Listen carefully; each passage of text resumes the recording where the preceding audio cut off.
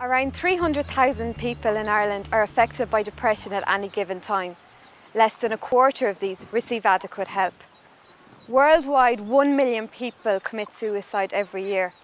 It is the principal cause of death among young people, exceeding accidents and cancer. Now in Ireland, 400 people take their own lives every year, and many others attempt it. One of my friends almost committed suicide like a few months ago, so I did. Okay. He was found in time, like he's all right at the minute, he's getting a bit of help, but Right. it's a very scary thing like to happen. So. I'm sure it is.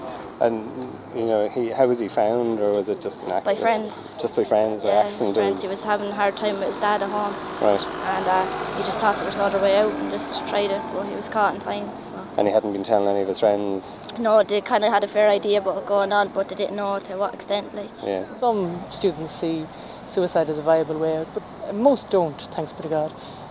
Some will see it as if there's a problem in their lives and they're taking a permanent solution to what is a temporary problem, and they don't look for help.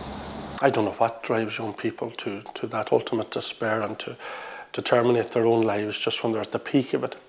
Perhaps it has something to do with the fact of an experience and dealing with problems and dealing with trauma. I think there's something in that. You know, they're only beginning and they're only encountering problems at an early age or for the first time. Perhaps as a society and all our advancements, we've pampered young people to the point that they're not resilient enough to bounce back when there's problems or difficulties come their way. What are the usual pressures that push young people to the point of despair?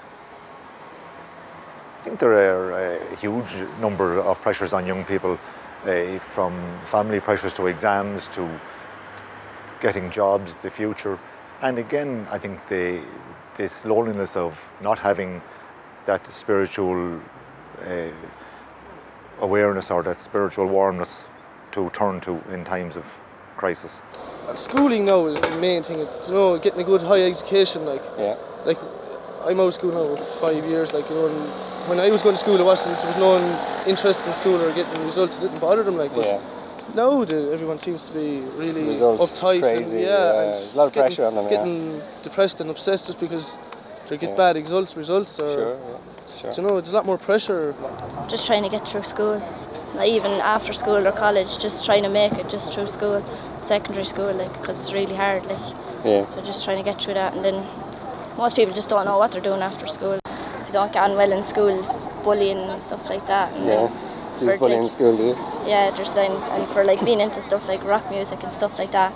Like, no one has open minds anymore. It's all like you have to be in a group, like, and if you're not in that, like, you just don't fit in, like. You just don't.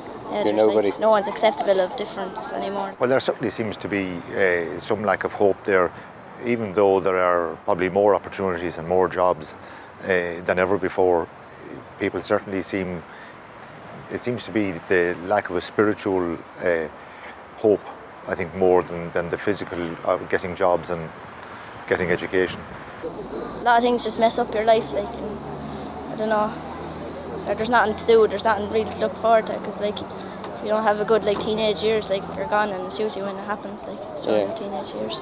They experiment a lot, and sometimes that goes wrong. Yes, if we can get young people to see a purpose in their lives, to see a meaning in their lives, then they're much less likely to want to end it all. If they can see that there's a reason for their existence, then they can find meaning, and they can go forward into the future with hope.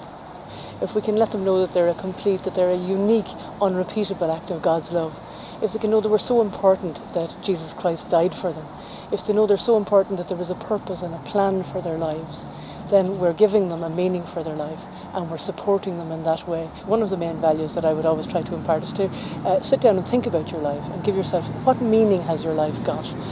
What causes you to get up every morning and to go through life? So to question things rather than maybe crowd it out with loud music and all the other things, but to sit down and really think about who you are and where you're going.